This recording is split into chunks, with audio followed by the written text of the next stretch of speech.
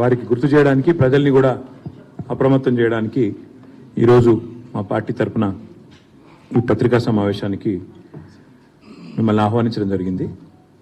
ఎన్నికల్లో గెలవడానికేమో అడ్డగోలుగా హామీలు ఇచ్చారు. ఎన్నికల్లో గెలవడానికి, అధికారంలోకి రావడానికి నోటికొచ్చిన హామీలు ఇవ్వడం, దాదాపుగా మొత్తం కలిపినట్టయితే 420 హామీలు ఇచ్చి తర్వాత 6 గ్యారంటీలని మరి నమ్మబలికి 100 రోజుల్లో 6 గ్యారంటీలు, మిగతా 414 5 సంవత్సరాల కాలంలో చేస్తామని చెప్పి నమ్మబలికి, ఆనాడు టీఆర్ఎస్ పార్టీ అధికారంలో ఉన్నప్పుడు మరి ఏదైనా కార్యక్రమం తెస్తే దాని మీద నోటికొచ్చినట్టు మాట్లాడి ప్రజల్ని ఆ రోజు గందరగోళం చేసి మళ్ళీ ఈరోజు అవే పథకాలని, అవే కార్యక్రమాలను కొనసాగించే ప్రయత్నం కాంగ్రెస్ పార్టీ చేస్తూ ఉన్నది. ఇందుకు తాజా ఉదాహరణ ఎల్ఆర్ఎస్ స్కీమ్ పైన కాంగ్రెస్ పార్టీ విధానం. లేఅవుట్ రెగ్యులరైజేషన్ స్కీమ్ ఏదైతే ఉన్నదో దీనికి సంబంధించి వాళ్ళ కాంగ్రెస్ పార్టీ ఏ రకమైన వైఖరి అవలంబిస్తున్నదో ఒక్కసారి మీకు ఎక్స్ప్లెయిన్ చేయాల్సిన బాధ్యత మా మీద ఉన్నది. ప్రజలను కూడా అలర్ట్ చేయాల్సిన బాధ్యత మా మీద ఉన్నది.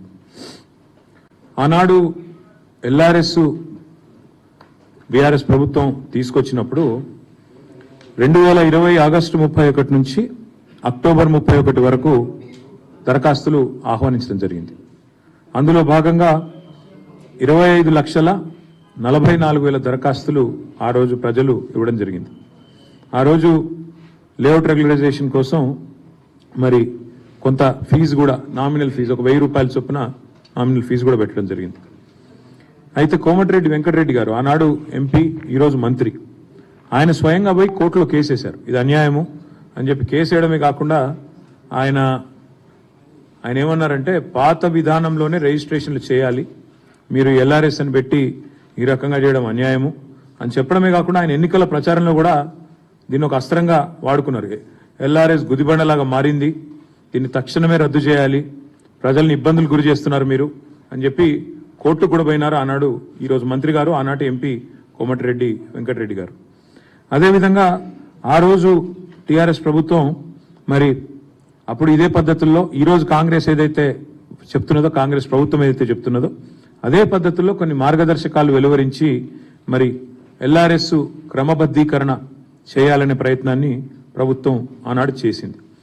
చేస్తే ఆ రోజు గౌరవనీయులు ప్రస్తుత ఉప ముఖ్యమంత్రి బట్టి విక్రమార్క గారు అన్నమాట, వారు ఏమన్నారంటే వచ్చేది మా ప్రభుత్వమే, ఎల్ఆర్ఎస్ను రద్దు చేసేస్తాము, చాలా దుర్మార్గమైన విధానం ఇది ఎల్ఆర్ఎస్ అనేది, అసలు ఎల్ఆర్ఎస్ ఎవరు కట్టవద్దు అని చెప్పి బట్టి విక్రమార్క గారు ఆనాడు సిఎల్పి నాయకుడిగా శాసనసభలోనే మీడియా పాయింట్లో ఇది హేతుబద్ధంగా లేదు, కాంగ్రెస్ అభ్యంతరాలు వ్యక్తం చేస్తే సవరణలు చేస్తామన్నారు మీరు, కానీ జీవో ప్రకటించినారు.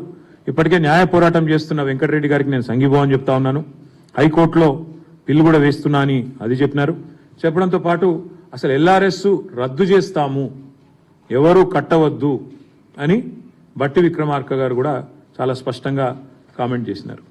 సరే, ఇక కాంగ్రెస్ పార్టీలో తలా ఒక నాయకుడు తలా ఒక మాట మాట్లాడతారు కాబట్టి ఉత్తమ్ కుమార్ రెడ్డి గారు ఆనాడు మాజీ పిసిసి ప్రెసిడెంట్, ప్రస్తుత మంత్రి గారు, ఆయన అన్న మాట ఏమంటే నో ఎల్ఆర్ఎస్ నో టీఆర్ఎస్, అసలు టీఆర్ఎస్ అనే పార్టీ ఉండకూడదు, ఎల్ఆర్ఎస్ అనేది కూడా మనం చేయకూడదు అని మాట్లాడుతూ ఉత్తమ్ కుమార్ రెడ్డి గారు ఏమన్నారంటే, ఆ రోజు మీకు వాళ్ళ వీడియో బయటలు కూడా చూపెడతాను మీకు నేను, ఆ రోజు అన్న మాట ఏంటంటే ఉత్తమ్ కుమార్ రెడ్డి గారు చాలా స్పష్టంగా టీఆర్ఎస్ ను బహిష్కరించాలి, తెలంగాణకి వెళ్లి ప్రజలెవరు ఎల్ఆర్ఎస్ కట్టొద్దు, కాంగ్రెస్ అధికారంలోకి వచ్చాక ఉచితంగా భూములను క్రమబద్ధీకరిస్తాం, ఉచితంగానే ఎల్ఆర్ఎస్ కు ఏ ఫీజు లేకుండా చేస్తాము అని స్వయంగా ఉత్తమ్ కుమార్ రెడ్డి గారు అన్నమాట. ఒకసారి మీరు దయచేసి వారు ఏం మాట్లాడారో ఒకసారి నేను మీకు చూపెట్టే ప్రయత్నం చేస్తాను. ఇది ఎవరిది?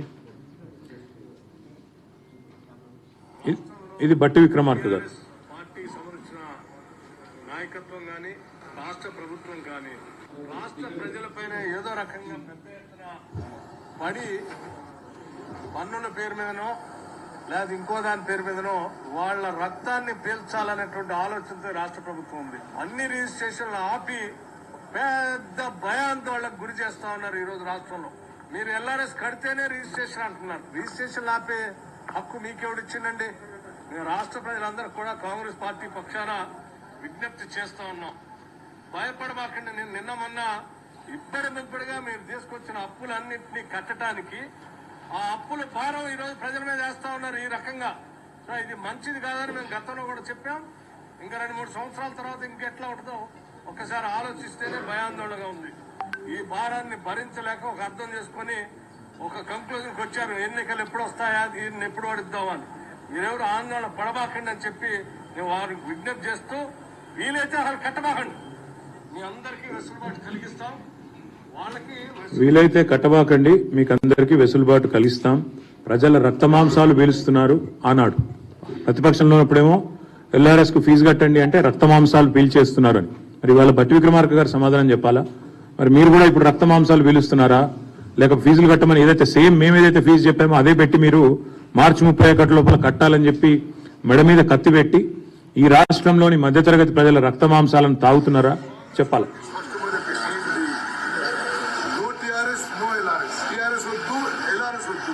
కాంగ్రెస్ వద్దు, మేము అధికారంలోకి వస్తాం, వచ్చినాక రెగ్యులరైజేషన్ ఉచితంగా చేస్తామని చెప్పి నో టీఆర్ఎస్ నో ఎల్ఆర్ఎస్, మేము కాంగ్రెస్ అధికారంలోకి వస్తాం, రాగానే ఉచితంగా, మళ్ళొకసారి వినండి, ఉచితంగా కాంగ్రెస్ పార్టీ స్పష్టమైన ప్రశ్న. No TRS no LRS, TRS వద్దు, ఎల్ఆర్ఎస్ వద్దు, కాంగ్రెస్ వద్దు, మేము అధికారంలోకి వస్తాం, వచ్చినాక రెగ్యులరైజేషన్ ఉచితంగా చేస్తామని చెప్పి మేము అధికారంలోకి వస్తాం, రాగానే ఉచితంగా చేస్తాం. ఇది ఆనాడు ఉత్తమ్ కుమార్ రెడ్డి గారు, ఇది సీతక్క గారు. ఎల్ఆర్ఎస్ పేరుతోటి కొత్త మళ్ళా అంటే దోచుకోవడానికి, దాచుకోవడానికి, ప్రజల దగ్గర చిల్లి గవ్వలేకుండా చేయడానికి ఇదొక నాటకం. ఈరోజు వీళ్ళు ముగ్గురు మంత్రులు, ఒకరు ఉప ముఖ్యమంత్రి, ఇద్దరు మంత్రులు, ముగ్గురు మంత్రులు సారీ, సీతక్క గారు, ఉత్తమ్ కుమార్ రెడ్డి గారు, కోమటిరెడ్డి వెంకటరెడ్డి గారు. కోర్టుకు పోయిన కోమటిరెడ్డి వెంకటరెడ్డి గారు మంత్రి, ఎల్ఆర్ఎస్ వద్దు అని, ఎల్ఆర్ఎస్ ఉచితంగా చేస్తామని చెప్పిన ఉత్తమ్ కుమార్ రెడ్డి గారు మంత్రి, ప్రజల దగ్గర చిల్లిగవ్వ లేకుండా దోచుకోవడానికే రుసుం పెట్టినారు అన్న సీతక్క గారు మంత్రి, ఎల్ఆర్ఎస్ అనేది అసలు కట్టవద్దు, ఇది కరెక్ట్ కాదు అని చెప్పిన మన బట్టి విక్రమార్క గారు ఉప ముఖ్యమంత్రి. నేను ఇవాళ ఈ ముగ్గురు మంత్రుల్ని, ఉప ముఖ్యమంత్రి గారిని, కాంగ్రెస్ పార్టీ ప్రభుత్వాన్ని ఇవాళ నేను సూటిగా అడుగుతా ఉన్నా.